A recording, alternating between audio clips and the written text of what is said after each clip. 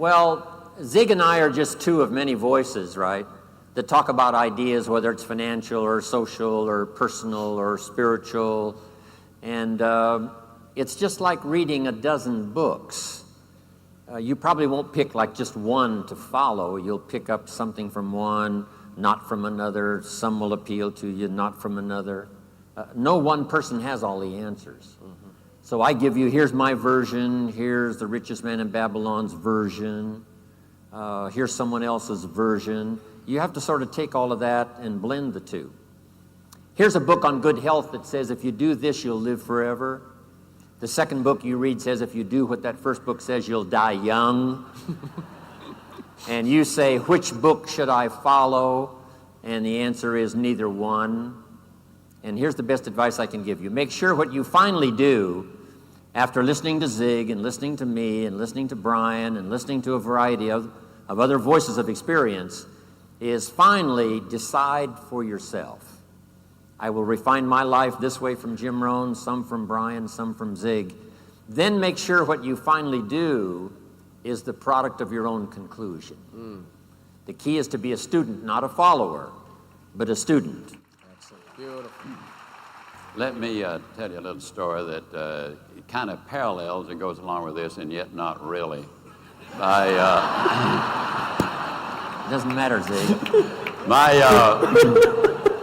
You're going to get paid anyways. My first 2.5 years in the sales business, cookware, I struggled mightily.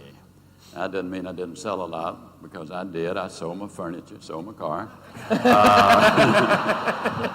Not too far from the truth.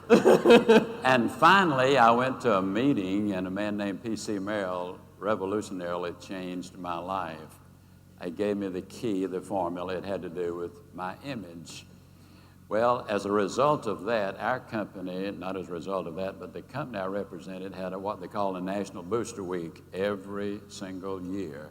During that week, we'd do no recruiting, no training, no collecting, no nothing, just sell, sell, sell. I sent my wife and baby home to Mississippi, Jackson, Mississippi, because I wanted to really put an all-out effort. I cooked pancakes for breakfast for folks. I made salads at lunch. I had a dinner party in the evening. I sold 2.5 times as much as I'd ever sold in a single week, including that banner year, which I was having. I'd agreed to stop by in Atlanta to spend the night with my friend and a mentor at early age, Bill Cranford.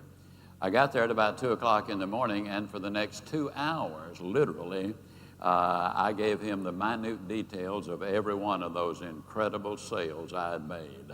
I said, Bill, I called on them. I said this, they said that, I said this, and they said that, and they bought. I called them the next one. I said this, they said that, I said this, and they bought. 2 solid hours, worst case of eye trouble since Adam and Eve. It was I. And finally, I wound down. And I said, oh, my goodness, Bill. I've talked for 2.5 hours. You haven't said a word. I said, how are you doing?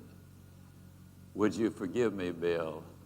I'm really embarrassed. That was a terrible thing to do.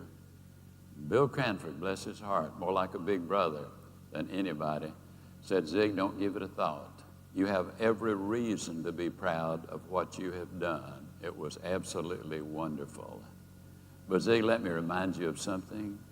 I'm the person who brought you in this business. I'm the one who trained you. I'm the one who for 2.5 years did those sales meetings every Monday morning that you attended. I'm the one who, when you grew discouraged, I would call you and lift you up. I'm the one who, when you were threatening to quit, I went up and worked the day with you. And Zig, as excited and as proud as you are of what you've done, you will never know joy until you've experienced what I have just experienced. It's what you do for others. That was the genesis, Brian, of you can have everything in life you want if you'll just help enough other people get what they want. I continue to work because things like that. Good stuff.